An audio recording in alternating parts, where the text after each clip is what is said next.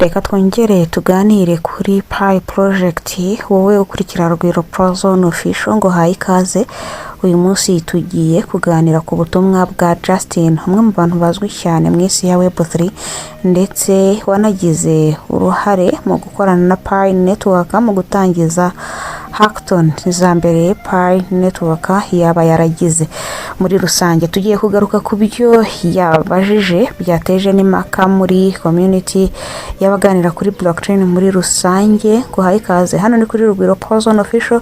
Ibiganiro byacu byibanda ku mafaranga ashingiye ku ikoranabuhanga rya blockchain, ibyo tubirebera hamwe kugira ngo twongere ubumenyi twinjire mu isi ya Web3 maze tubibyaze umusaruro. Mu byo yavuze byakuruye impaka nyinshi, habayemo kuba atabajije ikibazo abenshi basanzwe bibaza cyerekeranye na PiDEX igihe izasohokera, ahubwo yabajije ikibazo gikomeye kurusha icyo ngicyo abandi benshi bibaza. Ese Pi Network yiteguye kwakira application zikomeye za DeFi n'ubukungu bwa Web3? Reka tubisobanukirwe muri iki kiganiro byose hamwe. Uze gukanda like mu gihe iki kiganiro uza kuza kuba wumva gikoze mu buryo usobanukirwa byose. Uwitwa Justin yavuze iki mu butumwa bwe? Yavuze ko ikibazo nyakuri kidakwiye kuba PiDEX igihe izazira. Ntabwo dukwiye kwibaza tuti PiDEX izaza ryari, ahubwo ikibazo gikwiye kuba twibaza tuti ese infrastructure ya Pi Network hamwe n'ibikoresho by'abakora application aba developer nyine byiteguye kwakira DeFi Apps zikomeye. Ibi bivuze ko mbere yo gutangiza exchange cyangwa application zikomeye hagomba kubanza kubaho urubuga rukomeye kandi rwizewe. Kubera iki yavuze ibi? Justin yavuze ko Pi Network ifite ibintu byinshi byiza, harimo nk'amamiliyoni y'abakoresha iyi projet. Ubwo ninjye nawe n'abandi benshi bari hirya no hino ku isi abamaze gukora KYC zabaye verified.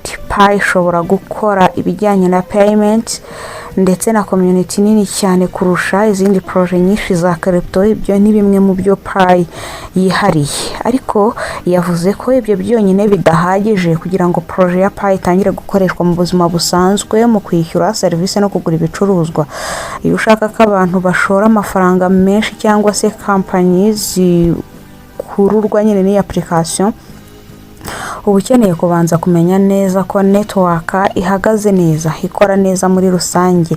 Ni nabyo bitugejeje ku gice cya smart contracts zigifite ikibazo. Mu butumwa bwe yavuze ko niba smart contracts zikiri ku rwego rwa testnet cyangwa se igice cy'igenzura zikiri mu ntangiriro, abubaka application benshi bazakomeza gutegereza. Kubera iki? Kubera ko nta business ishora amafaranga menshi ku rubuga taratanga icyizere gihagije. Niyo mpamvu aba developer benshi bifuza kubaka kuri Pi Network ariko bagitegereje ibisobanuro birambuye kugira ngo batangire gukoreraho ibijyanye n'imirimo yabo. Justin yavuze ko ikibazo atari aba developer muri rusange, iki ni cyo gice cyakururiye abantu benshi impaka. Yagize ati nagerageje gufasha abari muri Pi project nkiri muri core team igihe twatangizaga hackathons, ariko uko ubibona uyu munsi ikibazo ntabwo kiri kuba kuba developer gusa, ahubwo kiri ku ruhande rwa infrastructure network. Ibi bivuze ko hari abantu benshi bashaka kubaka ama application yabo bayashingiye kuri network ya Pi hamwe no gukoresha ubwenge bukorano cyangwa se AI, ariko hari ibyo bagitegereje ngo network ibe yiteguye neza. Ibi bisobanuye iki kuri Pi Network? Ntabwo bivuze ko Pi Network yananiwe kugera ku ntego zayo, harimo nko kuba yafungura Open Mainnet itegerejwe na benshi ngo hatangire kwishyurwa service ndetse no kugura ibicuruzwa hifashishijwe iri faranga tumaze imyaka myinshi tumayininga. Nta nubwo bivuze ko Open Mainnet ihagaze cyangwa se itazabaho, ahubwo bivuze ko hari icyiciro cya tekinike gikeneye kunozwa kugira ngo ibikorwa byinshi byubakirwaho bize kuba bimeze neza. Kubera ko iyo infrastructures cyangwa se cyafatwa nk'ibikorwa remezo gikomeye, haba hashobora gutangira DeFi ibishobora guhita itangira ako kanya, kandi PiDEX ibishobora gukora neza, smart contract zigakora nta kibazo, dApps nyinshi zigatangira, ecosystem yose igakura vuba. Ese ibi ni amakuru mabi ku bijyanye n'abakurikira projet ya Pi Network? Oya, mu by'ukuri ni ibitekerezo by'abantu bafite uburambe muri Pi ecosystem. Ibi tuganiraho nyine umunsi ku wundi, abenshi mu bapiyoniye baba bifuza ko bwacya mu gitondo ifaranga ryashyizwe ku isoko mu buryo bweruye, cyangwa se habaye Open Mainnet, aho kuba igikorwa giheruka ari Open Network, aho yabaye mu kwezi kwa kabiri k'umwaka w'2025, ahubwo bikimukira nyine kukuba iri faranga ryashyirwa ku isoko, aho kuba rifunguriye ama exchange gusa, cyangwa se n'abandi bantu bari hanze y'umushinga, rigashyirwa ku isoko rikishyura serivisi zitandukanye.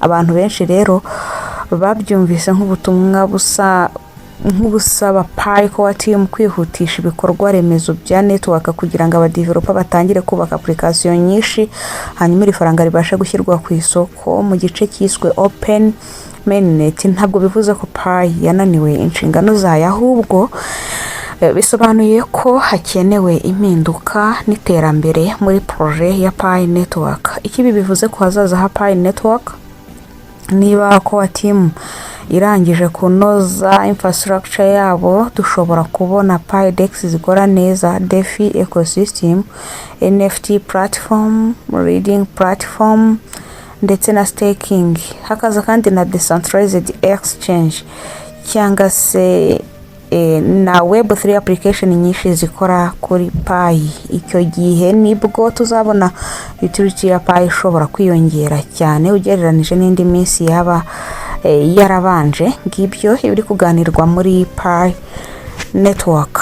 Tugana ku musozo, niba uri umupiyoniye, ubutumwa bwa Justin ntabwo ari ubwo gutuma wumva ko projet hari ibiri gufailinga, ahubwo ni ubutumwa busaba Pi Core Team gutanga umurongo usobanutse no kwihutisha ibijyanye no kubaka ama-application yakenewe kugira ngo habeho Open Mainnet. Iyo ibyo bimaze gukorwa neza, Pi Core Team iramutse byumvisha, abadeveloper benshi baba bamaze gufata igihe bagatekereza projet yubakirwa online mu gice cya application bashobora kubaka ikegamira kuri network ya Pi, hagatangira application, bigatuma Pi Network yinjira mu rwego rushya rwa Web3. Nanone hagatangizwa nyine gukoresha iri faranga ku mugaragaro cyangwa se mu buryo bweruye. Muri rusange usanga n'abapiyoniye nyine hagati yacu tuganira, umuntu akakubwira ati update Pi yatanze nta kindi kintu ije gukora, turabizi ko atari amafaranga bashyize ku isoko ngo abantu batangire bayakoreshe,